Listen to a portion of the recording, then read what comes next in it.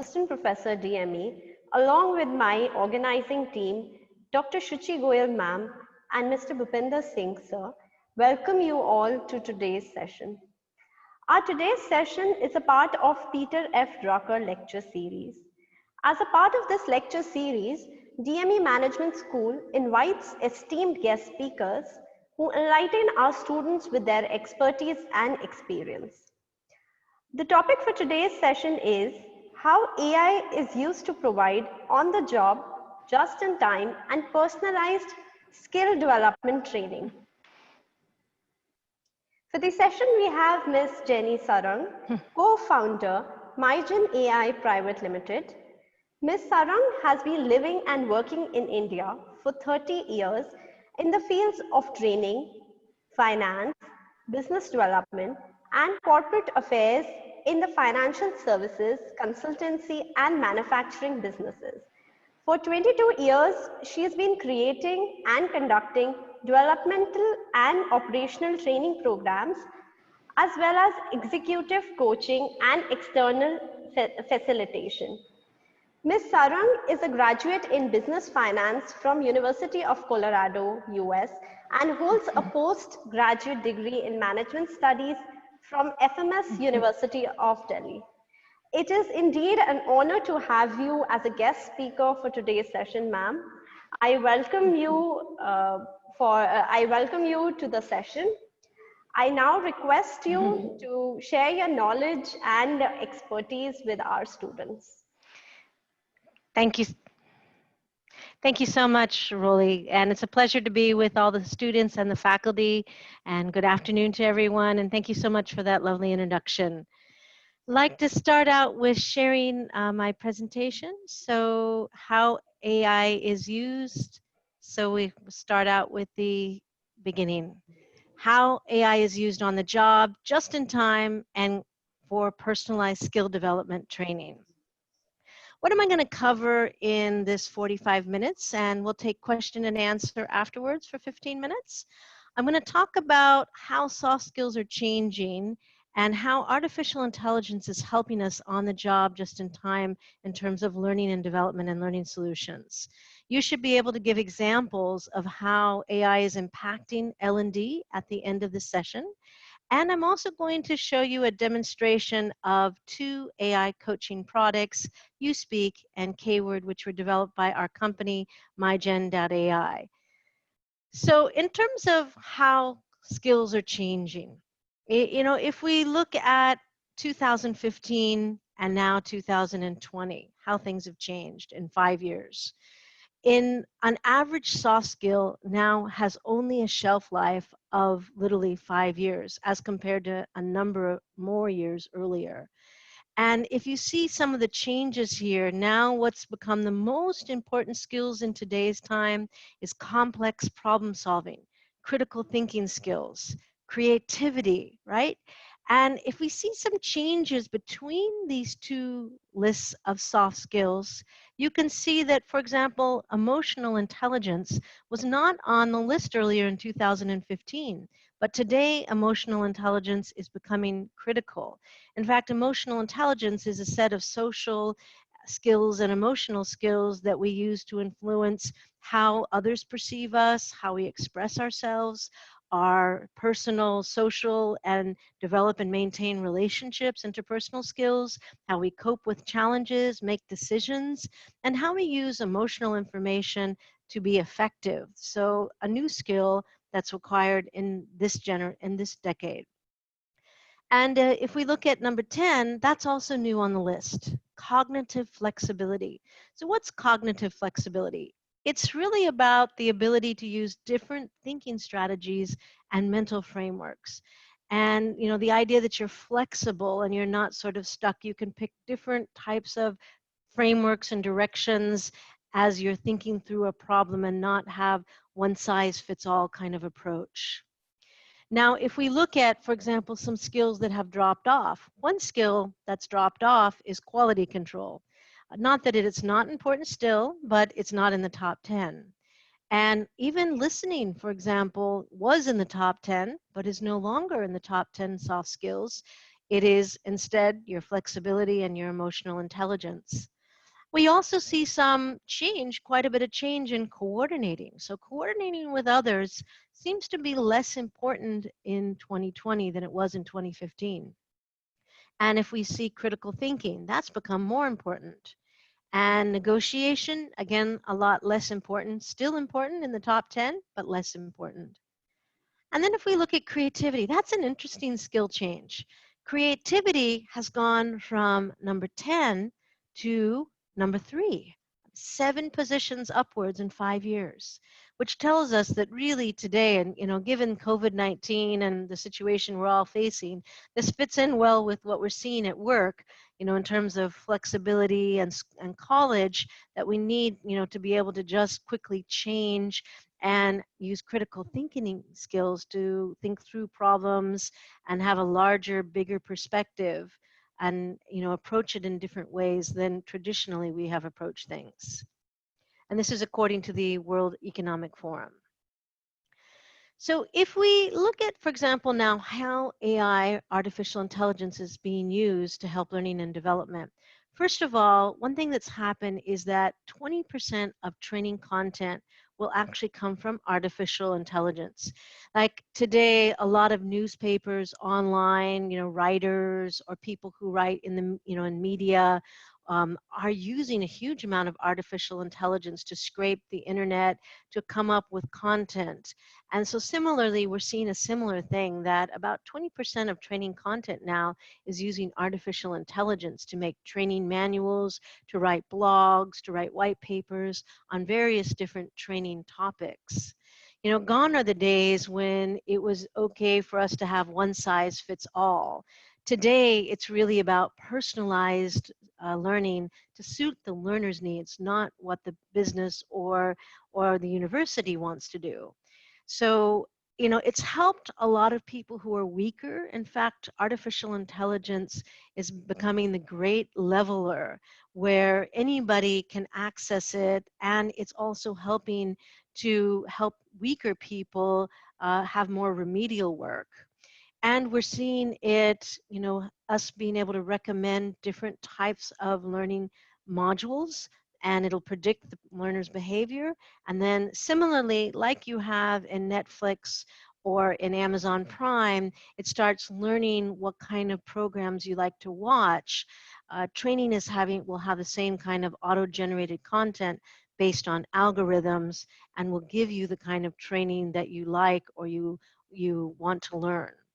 So really, according to Arizona State University, and it's a great quote here, that the traditional approach, where you see my cursor here, the traditional approach to the same lesson to all students is really being replaced by right lesson to the right student at the right time. So when you think about another part of artificial intelligence, how it's impacting learning and development, there's something called adaptive learning, or what it means is it makes adaptive testing different than traditional testing. Traditionally, when you were tested, let's say with SAT or an ACT or some kind of standardized test, they would present to you a list of questions, and you as the learner would answer those questions. But today, with adaptive learning, it is no longer needed to have the same exact questions for everyone. They can actually, based on your answers, infer the likelihood of your current skill level. And then based on probability studies, they can present to you different questions and, and be able to assess your proficiency at a particular skill or test that they're testing you on. In fact, there's a company called Quantum Communications based in the US, which is using this sort of adaptive learning to assess people on communication skills and other different areas. So basically, what happens with the test is the learner's answers tell you what questions you don't need to ask because you already know that information. So it makes your testing and assessments, like for example, let's say you were going for the MCAT, or you had some kind of, assessment they were doing, the assessment could actually be shorter based on your answers because they will know what is your proficiency level. In fact, there's a product called Iris by Pluralsight, which again is similar. It uses adaptive learning and based on the difficulty. Essentially, you take all the questions on the test and you map out those questions and you map them out by question difficulty and also what skills they would link to. And then they also look at probability studies or the certainty. And so they will collect feedback based on your answers, and using natural languaging processing and machine learning, Iris recommends the content based on your skill IQ. So if you see this graph down here at the bottom where my cursor is, this is an example where they use Iris by Pluralsight, where typically you find a lot of this adaptive learning being used in more hard skills like technical softwares that you're learning or math or chemistry. And then they can assess on the various different skills how proficient you are based on your answers. So like in this case, this person scored 146, which means they're proficient at JavaScript. And it would mean that they are, much more proficient at Node, and they would be novice at HTML and an expert at CSS. So it allows you to be able to map out the skill proficiency of a learner and then assess them on that and know, based on whatever you're looking to use this information for.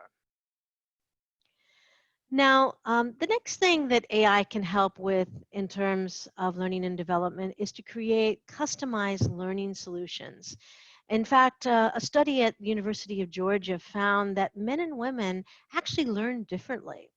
And they found that men are better at abstract sequential information and women are better at abstract random information.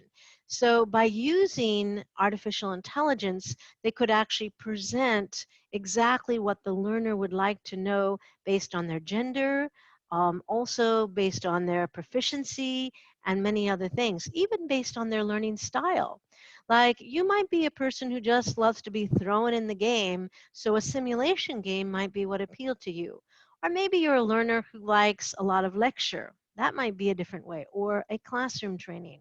Or maybe you're someone who is an auditory learner and you want to see a video or you want to read a book. So AI allows us to curate and customize your learning just for you the way you want it. In fact, Google in YouTube has created now automatic captions and automatic translation. So how has this enhanced learning and development is that it now allows all the content on YouTube to be translated into more than 51 languages. And it's helped the deaf and hearing impaired as well because the little captions at the bottom allow them to also now have access to something they didn't have access to before. And it's even improved its functionality in terms of search. So that's the great thing about artificial intelligence too, is that it gives access to more people than had it earlier. And, if we think about, for example, accessibility, for Microsoft has developed for people who couldn't see a Seeing AI app. And what does the AI app do? It actually narrates with their mobile the world around them. So the mobile is used as their third eye, and it's designed to help all those people who can't see be able to see and, go about their life in a much better way. Now, if we think about AI tutors, there are also artificial intelligence tutors out there. In fact, the Navy uses artificial intelligence tutors to teach IT system administration. And then they did a test to see, was the IT, systems administration group taught by AI tutors more proficient? And they actually found that they did outperform in written tests and in real world problems as compared to the real life experts who taught them in the original control group. Now, using AI can also help upskill your employees. In fact, there's a company called Guider in the UK, which uses a mentoring software and it matches the right mentors based to the mentees and manages the mentoring process using artificial intelligence. And it also shortens the learning process. So by suggesting different modules and modules that the employee doesn't need or the person doesn't need, you're able to quickly improve your skill sets. So the system is able to see the learner's strengths and weaknesses and their learning preferences, and then suggests suitable training courses, just kind of like Netflix suggests movies you want to watch on, or Amazon Prime does the same thing using an algorithm. Similarly, learning platforms can suggest the same thing based on your learner's preferences, training courses that you liked, or you scored well on, or you gave a good feedback rating to, and then present those to the employee. In fact, there are two different companies that are currently using this. One is called LinkedIn, which you're probably familiar with. LinkedIn Learning, if you ever try and go on, LinkedIn Learning, it has a very nice learning platform, and it actually uses this at the back end to help suggest to you what it is that meets your strengths, areas for improvement, and other, like the Netflix. It's the Netflix Amazon version for learning and development. And there's another company called Degreed. In fact, Degreed is a US company, but it's doing a lot of work in India now, even with colleges as well, and with Maruti Suzuki. Currently, Maruti Suzuki is using Degreed's platform for its middle management, where middle managers are, they're able to assess their strengths and weaknesses, and then they are picking different courses for them to do online during this COVID-19 period when pretty much all training has shifted to virtual training. So Degreed is another good company. It does offer, both LinkedIn and Degreed do offer students the ability to go on and try their learning platforms and learn different things. So it's something you might consider trying out. Now, how has AI, in learning and development been used in terms of enhancing employee training? So AI can also improve the training experience and provide on-the-job real-time feedback. In fact, a number of companies have created tools to help give on-the-job instant feedback. And currently, you can take speech, like when you speak something, you can take that speech and convert it to text through AI and machine learning.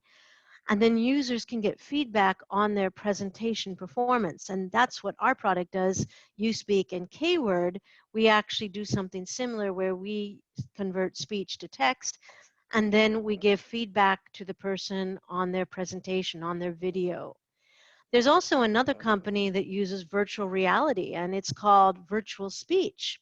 And they help presenters overcome their fears and anxieties and stage fright by a virtual reality. Like you see in this picture here, he has a virtual reality headset on.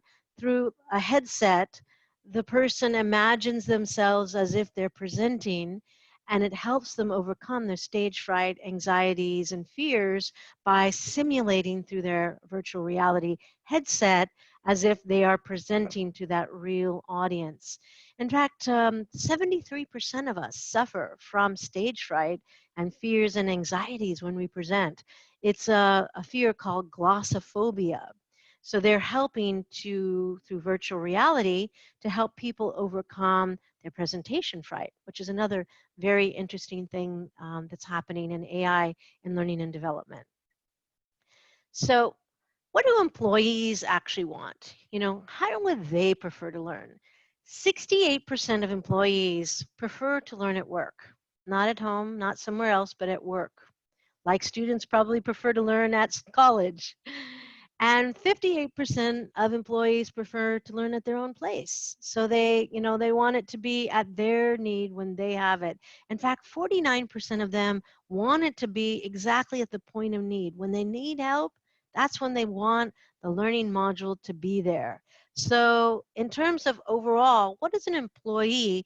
And you all will be employees soon. Once you graduate from college, you'll be working in companies. So employees want on-the-job, just-in-time solutions, which is customized to their learning need. And that's what AI is providing. So it's a great fit between what the employees or probably students want and what also is happening in the world using artificial intelligence. So they're meeting and they're becoming a lot more effective. In fact, one of the biggest challenges is that most people are not happy with their on-the-job. They don't get enough on-the-job hand-holding because it tends to be more one-time classroom-based. And so AI is allowing us to get closer to what people are actually looking for to be able to meet that need. So emerging trends in learning and development are on the job, just in time, personalized microlearning. What's microlearning? Microlearning are typically short, digestible capsules of less than 5 minutes. It could be a video, it could be a simulation game, it could be a presentation or short read, but they're short, digestible capsules that people are looking for to help them in some way. Now, artificial intelligence in the cloud allow this to be scalable and affordable. In fact, using sentiment analytics, sentiment is the sentiment your word generates, neuro-linguistics programming, and deep learning, which collects a lot of data sets to be able to predict your behavior. Today, artificial intelligence can give contextual and personalized feedback. And the return on investment is huge. In fact, we've estimated that your return on investment will be as high as 70% using artificial intelligence learning and development solutions. Because earlier, the effectiveness of classroom training is much less. Typically, the effectiveness of classroom training is not more than 28 to 35%, depending on the type of training that you're doing. So the return on investment is a lot higher when it can be on the job just in time as the person really needs it. So our company that we started, my partner and I, Shami Pant, started a company a year ago into AI solutions for learning and development. We've been driven by the idea of trying to create cutting-edge, revolutionized AI solutions that are just in time using on-the-job, real-time microlearning by bringing in artificial intelligence to learning and development and creating solutions around that. So we've created two different AI-based products, one in oral communication skills and the second in written communication skills. Our oral communication skills product is called USpeak, and our written communication skills product is called Kword. So USpeak, which assesses your oral communication, is an AI-based tool that allows you, basically you take a video of yourself and then you upload that video onto our website and through our web app, and we also will have a mobile app by next week. And once you've uploaded that video, you then on the video will get feedback within a few minutes on your body language, your facial emotions, your eye contact, your smile, your hand, leg, and head movement, your voice, how fast you spoke, your modulation, your pitch, your volume, and also on intelligent analytics around your words that you spoke. So did you use pet or filler words? Did you use data and other things? So within a matter of minutes, you instantly, after uploading your video, will get feedback on these three areas with 25 practical topics of areas that either you're doing well or you could improve. And the analysis assessment will tell you that. Now, the key features of USpeak are that it's a holistic feedback and it's given to you very fast. We have expert coaching lessons. In fact, we have a learning app under development, and you also have lots of videos that you can watch, which will help you learn all of these different aspects. And you will get instantly a transcript of what you spoke, which you can then work on how you'll improve your writing. And you can download and share your report, you can set reminders, and you can get certified on your oral communication skills. And I'll talk about that a little later. Now, before I move to Kword, I want to show you a quick little demonstration of what it looks like. Okay, so now let me take you to the report. So now you should be able to see the report. So this is a report of someone's elevator speech. Typically, your video should be less than 10 minutes, so a shorter video, even 30 seconds, a minute, 2 minutes is fine as well. And it'll give you an overall score. In this case, she scored 2.6. And it will tell you exactly how you scored on body language, vocal tone, and word power. So it'll give you a score out of 5. So body language was not so great, vocal tone was okay. Words, she did really well. So she got a 4.2 out of 5 on words. And then it gives you a narration. She did perform below average because her body language and vocal tone could have been better. It also describes the length of the video. The video was 3 minutes, and it says whether her hands and legs are visible and so on. Then in body language, it will actually tell you your facial emotions. So what were your micro expressions? Did you look happy, sad? In this case, 41% of the time she was calm, and she was only happy 5% of the time, which is not enough. She was looking surprised 10%. Ideally, this should add up to about 90%, but instead it adds up only to 46 and 56%, which is less. So she could have had a little bit more positive emotion. It also gives you a narration about your body language. So her body language was less than expected. And then it will tell you, if you look at, so when you are thinking about it'll look at the positive body signs where you see my cursor over here. These are positive body signs. Over here we have negative body signs.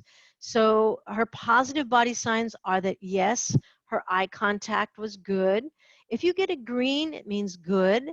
If you get a yellow, not so good, not so bad. And if you get a red, okay, definitely an area for improvement. So her eye contact was fine. Her smile could be a lot more. She only smiled 3% of the time. And her hands, she did use them fairly often, so that got a green. She's using her hands meaningfully. And she did balance her weight nicely on both legs, because if you don't balance your weight equally when you're presenting, you look nervous and it makes you look anxious.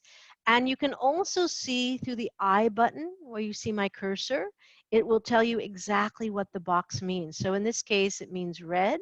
She smiled very less, and she needs to smile a lot more. It also tells you why you need to smile. So smiling at your audience makes you look energetic and happy and rubs off on the audience and makes them feel happy too. So it tells you that. Like over here, it tells you why you need to balance your legs, because otherwise you look nervous and less confident. And then it looks at her head movement. So her head movement was less. She could increase her head movement. Like, you don't want to make your head moving like this, but you want your head to move a little bit. Otherwise, if it's always in one place, you look stiff and more anxious. Then it will look at her leg movement. Did she walk around a bit? In this case, it was green, and her hands were not crossed, which she doesn't want to do because this makes her body language look closed. But she did actually have her wrists like this, very close together. So she would want to avoid having her wrists so close together, because it makes her appear that she is less confident and closed and creates a barrier between her and the audience. Now, she didn't have one leg with weight on one leg, so that was good. She did have a lot of negative facial emotions in her micro expressions, which are fleeting seconds. Artificial intelligence actually catches those micro expressions. In 1/30th of a frame of a second, it catches all of the expressions that you made and makes a sum total over the video of how many times you were angry, confused, fearful, or sad. And this is very high as a total percentage. Ideally, this should be 10% or less. We might have a few negative expressions, but not a lot. Less than 10% should be our benchmark. So in terms of her top areas in body language, it tells us, yes, her arms were open, she made meaningful hand gestures, she covered her space well, she balanced her legs, her eye contact was good, and she made some positive facial emotion. But what does she need to work on? She needs to not close her hand. She needs to smile more, move her head a little bit more, and reduce those negative facial emotions. So those tell you in her body language. Now we go to her vocal tone. So in terms of her vocal tone, it tells us that she got again below average. Her rate of speech was good. She got a green on rate of speech, 153 words a minute. If she spoke beyond 160, it would be too much. And then it gives us a narration. How well did she do? Now, in this case, she hardly even modulated her voice. Her voice almost remains flat the entire time. So she got a red, and that means she needs to modulate her voice a lot more.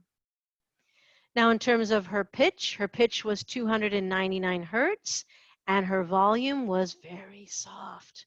So she got a red on volume, which means that she needs to speak louder, much, much louder. So her overall feedback, yes, she had the right rate of speech, but areas for improvement, modulate her voice more, and her volume is too low, increase it. And then lastly, we come to word power. So in word power, she did really well. Good job. 4.2 out of 5. It says your words have power, you have a gift for the gab, and you can influence others. It also gives a sentiment. What kind of sentiment or feeling did her words generate, her text? So it tells you that she did generate a positive feeling, which is good. 46% great, green. It also tells us that, yes, a lot of her text was joyful. So that was 59%. Good. She did use a little bit of data in her talk, which you want a little bit of data in your talk. It adds meat to whatever you're saying. And it said, too, that she used unique words. She had 47% of her words were unique, which is good. That means she had variety in her vocabulary. Now, her sentence length was 19.8, as long as it's less than 20 words per sentence, in this case, 19.8. She did a good job. She did use a lot of I statements, 3% of the time. So 3% is what we call a good benchmark, where she used I noticed, I believed, I feel a few times in her talk, which helps to make it more assertive. And then if she was actually interviewing for a job, in this case she's not, USpeak would pick up your keywords and map it against the job you're interviewing for. Because when you interview for a job, it's very important to use the keywords in answering the questions. So it will map out how well you answered the interview questions. So that's something as students you could think about using USpeak for interview job practice. Now, in terms of her pet words, so what are pet words? Pet words are frequently used words, like she used a lot of ofs and a lot of tos and a lot of thes and ands. So they almost become like filler words to fill the empty space, a meaningless word. So it makes you look like you have a smaller vocabulary. She got red, which means she used too many of the same words over and over again. So she could vary her words a little more. She didn't use any filler words except for one, so that got a green. So overall, lots of top areas in her word power. Good use of I's, good sentence length. She had good text emotion and sentiment, had less filler words. But what could she work on? Too many pet words. So she needed to reduce the amount of time she's using these words where my cursor is, less of these 4 words, and you even for as well. 16 times of you is a lot for a short speech. Now, the next part that USpeak gives you is a transcript. So here we could actually see an exact transcript of what she said. And it even gives you the sentences. So it will tell you exactly what sentences it measured you on and break up your text using AI into sentences as well. And then there's even a dashboard. So the other great thing that USpeak does is if you subscribe to USpeak, you get the learning lessons, or you can just upload a single video. And it does give you, if you subscribe to it, it will give you, will track on a dashboard how you're doing. So it'll give you an overall average score. It will compare you to others. It will give you statistics. And it will also give you averages on body language and how well you did, where were you your best. It will give you averages on word power and vocal tone as well, and then tell you your top strengths and development areas. So it gives you a nice holistic perspective. Okay, now I'm going to go back and share with you the presentation again, everyone. So I'm going to go back to the presentation. Just a second. And we were right here. And now I'm going to spend some time talking about keyword. So keyword is an assessment using artificial intelligence of your written communication. It's an advanced proofreading tool and an email writing AI coach.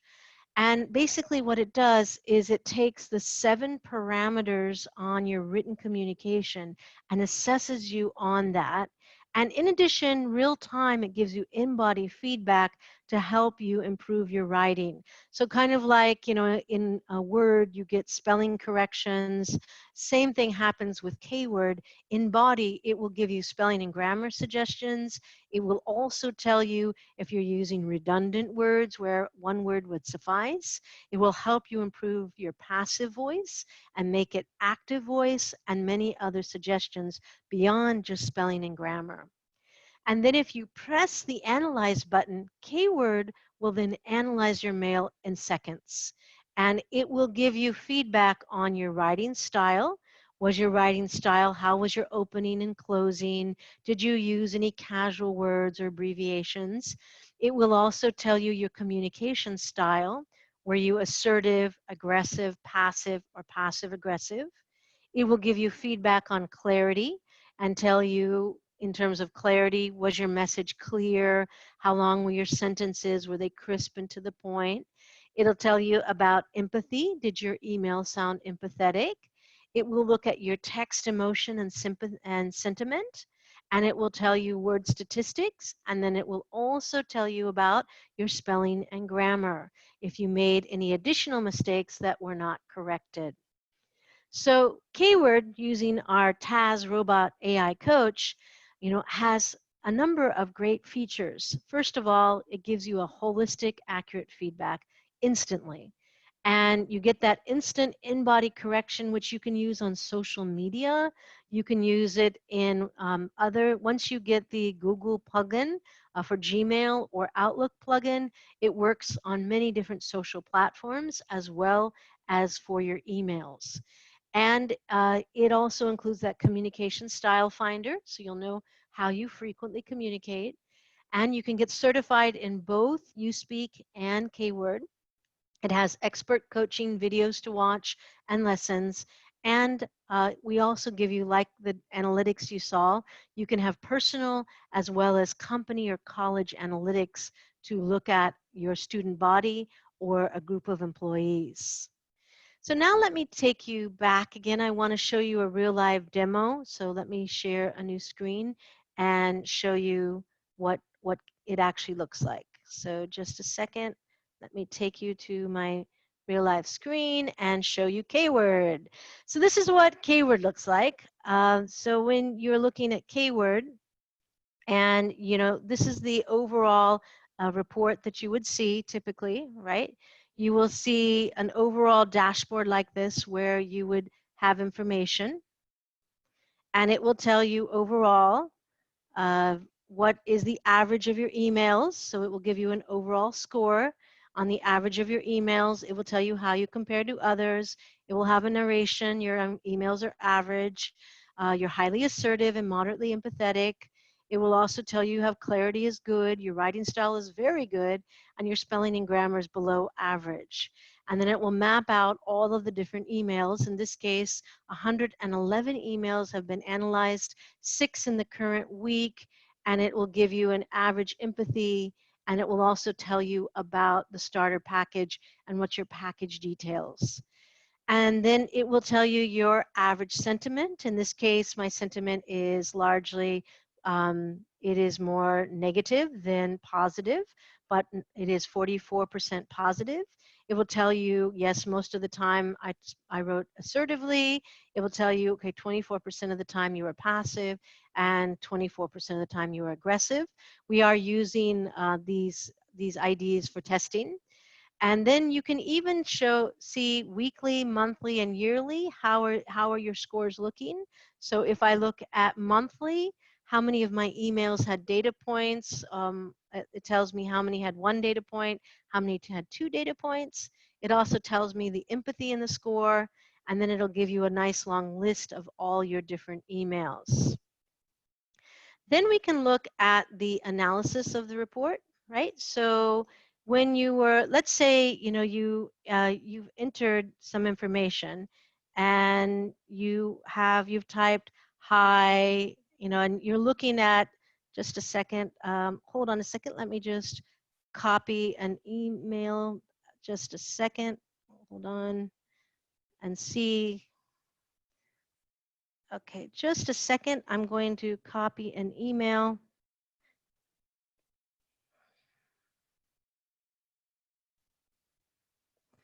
Hold on a second. Just a second. I have to copy an email. Okay. Now,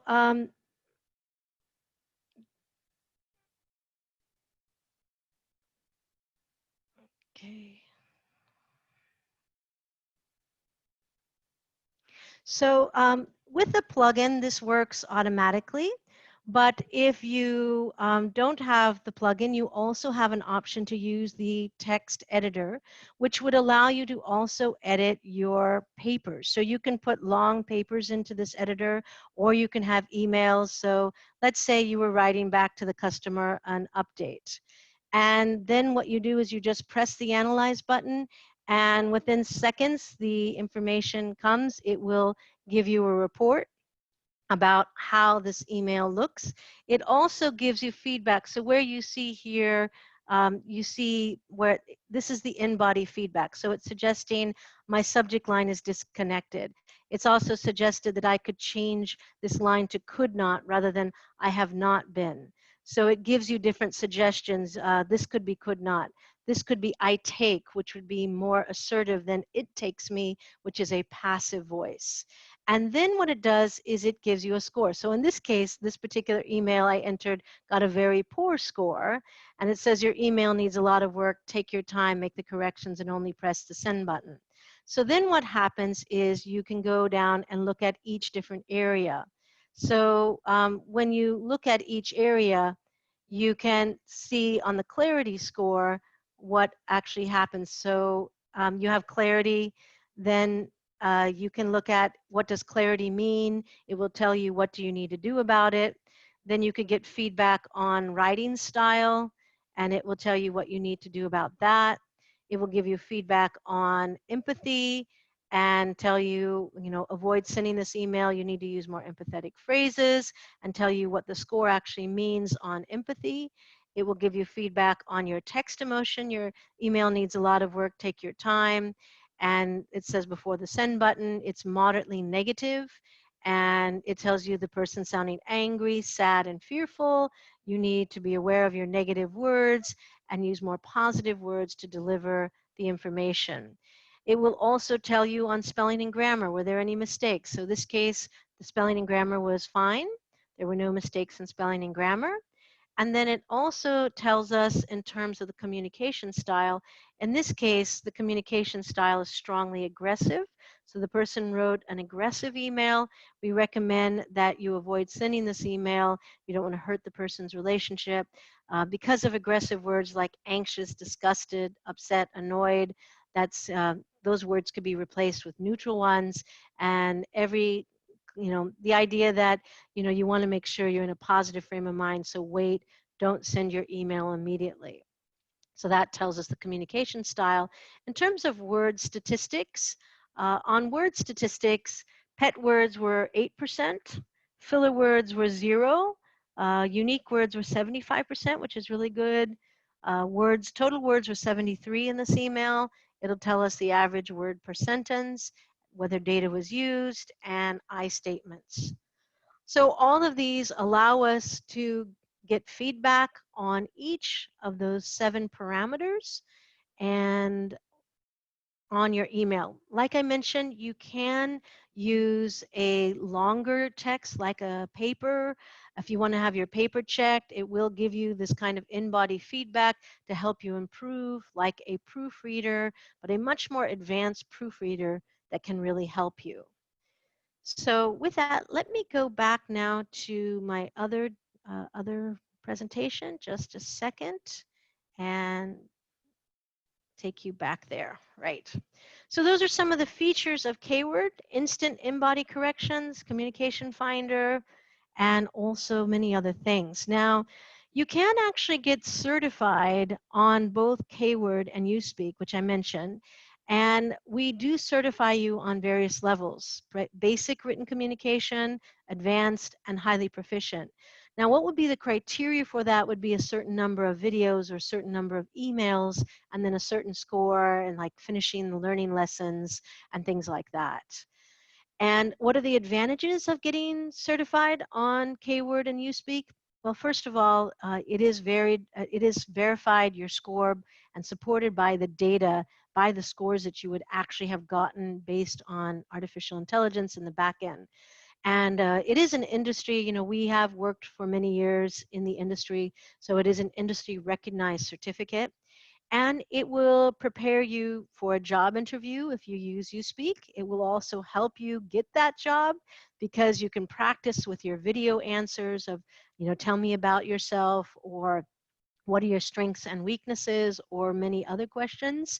And you can upload your video answer and get feedback from Taz, our AI robot coach, and know what you are doing well and what you could do better. And it also helps by getting certified, it'll help you improve your skill set.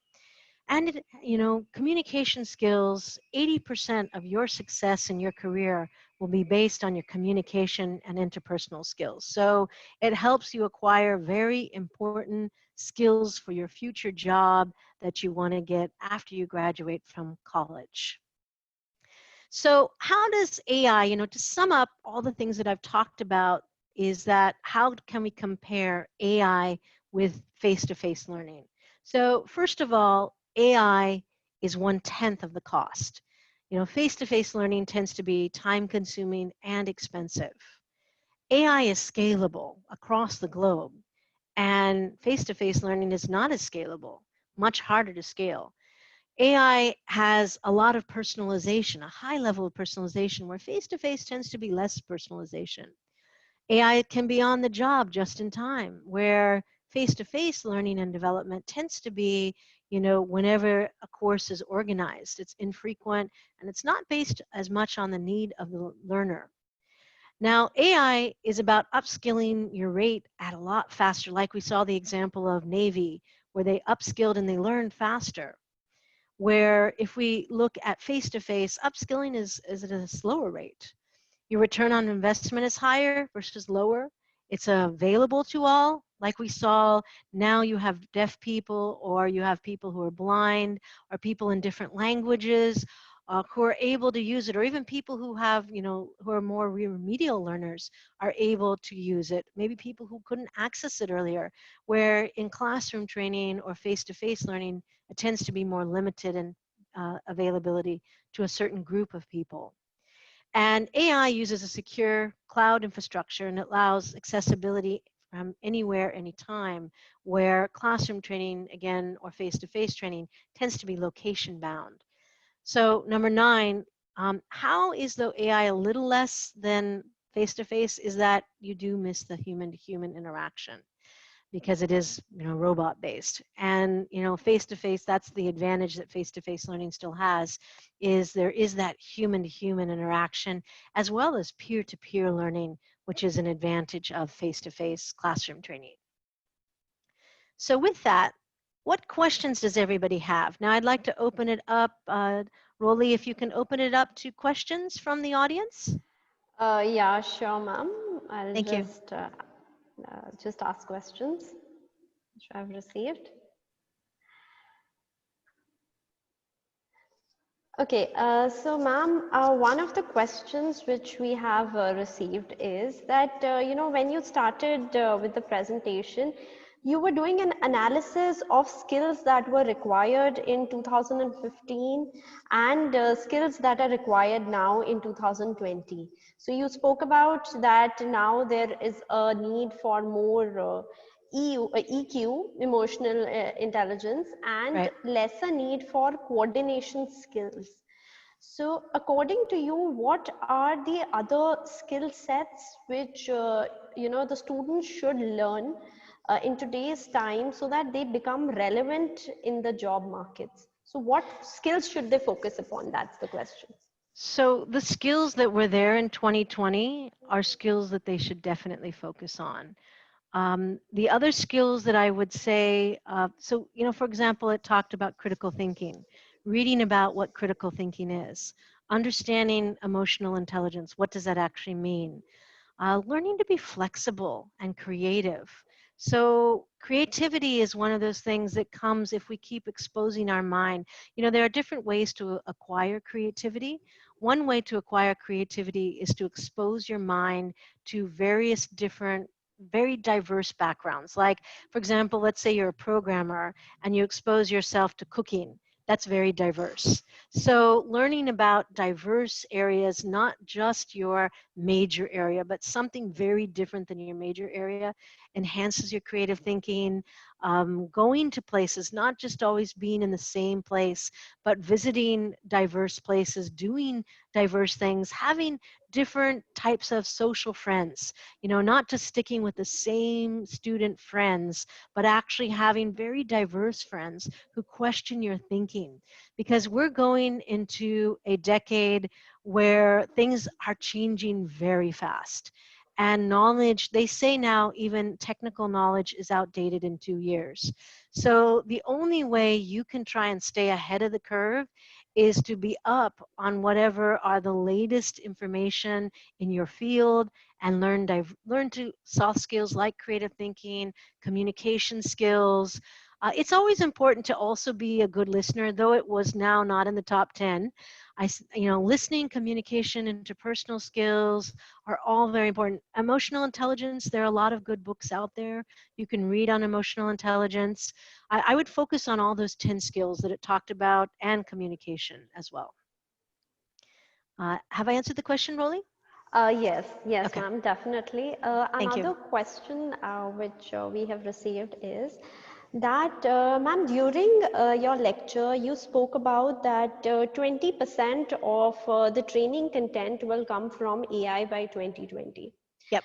So, with the artificial intelligence becoming so efficient, and so do you think that this will actually impact the employment scenario as well in the coming times? So, what is your opinion on that? Great question. And there's a lot of fear about this, and there is a lot changing. There are people, even now as we speak, I mean, I'll give you an example of, for example, legal. Now there are artificial intelligence softwares that can make legal briefs, that can look over contracts, so we don't need so many lawyers anymore. The same thing is happening in, say, invoicing. Now there are artificial intelligence softwares that can read invoices, accounts payable, even in digital marketing, for example, there's a lot of things that can be done by artificial intelligence. So your generation who's graduating will face a lot of challenges in the years to come. Now, there are quite a lot of people who believe these, some of these skills will go away, but there still be the more higher end work. So the best thing that you can do, even for example in legal or even in invoicing, the AI bot cannot actually assess the higher, more complex work. So currently, higher level contracts, more complicated contracts, or higher level invoicing is still with humans. And we ultimately are the ones who program the AI people, the AI bots as well. It really comes from the humans and the humans' experience. So, there are still going to be more higher end jobs. The more you keep trying to move up the skill ladder, the more you're going to be able to stay relevant. They do project that someone your age will probably have at least 3 to 5 different careers by the time you retire. So things are changing very fast. There is a lot of research around the idea that, I mean, even if you look at today, fields that are there today weren't there 10 years ago. So in the same way, there'll probably be many new fields that open up that we don't even know about in the next 5 to 10 years. But you have to constantly keep staying relevant and adding skills. Don't worry about, you know, it's not so much about degrees or the job or the position. It's about the skills that you're learning, and keep adding skills to your skill set to keep staying relevant, and make sure your skills are the latest kind of skills and not skills that'll get you out of a job later on. So high value skills, complex skills, focus on those in your jobs. Okay, I hope our students are assured now, and they will try their best to upgrade their skills and stay relevant as well. So ma'am, we have a last question from a student. So the question says, how AI will help how AI can help the agricultural sector in India? Uh, that's a good question. I'm not that familiar with the agricultural sector to think about AI, but I mean, I would think similarly like people plant, you know, there would be computers or robots. I mean, if, for example, you see Amazon today, it's really amazing to see Amazon's warehouses in the US where they have robots actually packaging all of the orders for delivery for Amazon. So I would think similarly down the road, but it's probably quite a bit down the road. We could have robots doing a lot of the things that are done manually. And that's what we may not even need robots to do that in artificial intelligence, because from whatever I've read also about agriculture, I think India has a long way to go in terms of industrializing agriculture, and you know there's a lot more we could do with the soil and making you know our more productive as compared to say developed countries. But yes, with robots and things like that, sure. I mean, in the same way that robots package things with Amazon, I would think that it could happen in agriculture as well down the road, or even in terms of mixing things or seeds, and especially, I guess, the really hard manual work of planting things should definitely be able to be mechanized. Thank you so much, ma'am, for such an enriching session. I'm sure our students have learned a lot today about artificial intelligence and the learning tools. Thank you. Let me inform the participants that we will be sharing a feedback and attendance sheet in the chat. I request all of you to fill that sheet. It will be there in the chat window. Okay, the link has been sent. All right. On the behalf of DME Management School, I would like to express my heartfelt gratitude to Ms. Sarang for being a part of today's session. I would also like to thank Dr. Ravikant Swami Sir, Director DME, for your presence in today's session. Also, I would like to thank Dr. Purva Ranjan Ma'am, Head DME Management School, for constantly supporting us in organizing today's event. Not to forget, I would also like to appreciate and thank Mr. Parth Shukla, co-founder, Knowledge Pro, for networking us with Ms. Sarang and providing your unflinching support to DME always. So this session would not have been possible without you. Not to forget, our organizing team, Dr. Shichi Goel ma'am and Bhupinder Singh sir, who were always there throughout the event for their support. Last but not the least, I would like to appreciate the wonderful audience for asking questions and being so attentive. Thank you so much, everyone, for joining in today. Thank you. Rolly, can I just add one more thing? These are also our YouTube links, Instagram and Facebook. People can follow us on those. And currently, for the next few days, both USpeak and K-Word, we're still offering free use of them. So I would encourage the students to go on uspeaknow.com or kword.com, and they can use the facilities for the next few days. After that, we would be charging for them. So, and our retail price is $3.99 per month, $9.99 for 3 months for each of the products. So I would encourage them, since it's free right now, to try it out and use it for the next few days. So thank you so much, Rolly. Thank you so much, ma'am. So I would like to encourage all the students that, you can please go through the links which are there on the screen. So definitely you should try, you should see how these artificial intelligence tools works. So you can give a try to this, and you can, improve your public speaking skills and communication skills that can help you in your upcoming interviews which you have. So all the best to all of you. Please, I request all the participants to please fill the attendance and feedback link which has been shared. Thank you so much. Great. Thank you so much. Thank you. Thank you so much, Jenny. Thank you.